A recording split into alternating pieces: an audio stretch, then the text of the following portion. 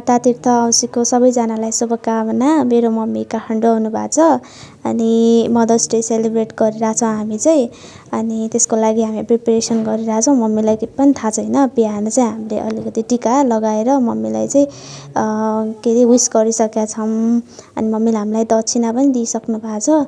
So हामी चाहिँ 3जना भाइ बहिनी र मेरो सानो भाइ बसेर चाहिँ हामी मम्मीलाई चाहिँ सरप्राइज प्लानिङ गरिरहेछौँ। मेरो ठुलो भाइको चाहिँ इक्जाम छ अनि अनुसा चाहिँ अफिस गएको चाहिँ अब एकछिनमा आउँछ होला।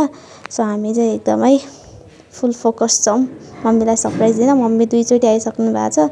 हामी यता के गरिरहेछौँ भनेर चाहिँ मम्मीलाई गरिरहेछौँ। अनि भाइ आयो, ठुलो भाइ पनि आयो, उसले पनि हामीलाई हेल्प गर्छ। अनि मैले त्यता सफा गरेँ, फेरि सबै डेकोरेसन भयो, सरप्राइज के अरे गिफ्ट पनि प्याकिङ भयो। मम्मीलाई सरप्राइज गऱ्यौँ। मम्मी आउनुभयो। मम्मी एकदम इमोसनल हुनुभएको थियो। मम्मी झन्डै रुन लाग्नु भएको थियो कि। अनि हामी सबैजना चाहिँ मम्मीको अनुहार देखेर हामीहरू पनि इमोसनल भएको थियौँ। अनि मम्मी चाहिँ के भनौँ भएको कि मम्मी पुरै आँखामा आँसु आइसकेको थियो। अनि मम्मी फेरि खुसी भएर टेबलमा बस्नुभयो। अनि फेरि बाबालाई पनि बोलायौँ, फोटो लियौँ। अनि त्यसपछि चाहिँ मम्मीले केक काट्नुभयो। एकदम खुसी हुनुभएको थियो मम्मी। तर at the same time mummy अलिकति नर्भस पनि हुनुभएको थियो। अनि गिफ्ट पाए चाहिँ मम्मीको रियाक्सन यस्तो थियो।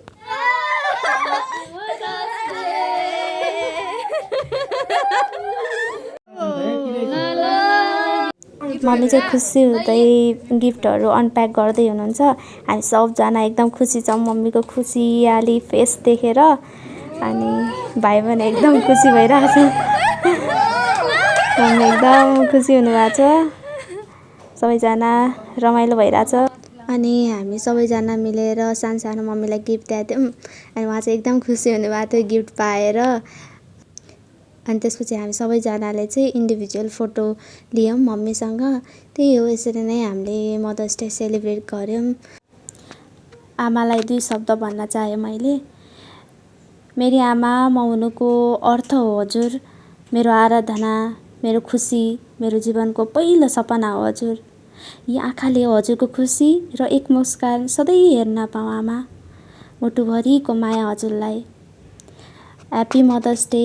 आमाको मुख हेर्ने दिनको धेरै धेरै शुभकामना मम्मी। हामी 5जना छोराछोरीबाट धेरै धेरै माया है।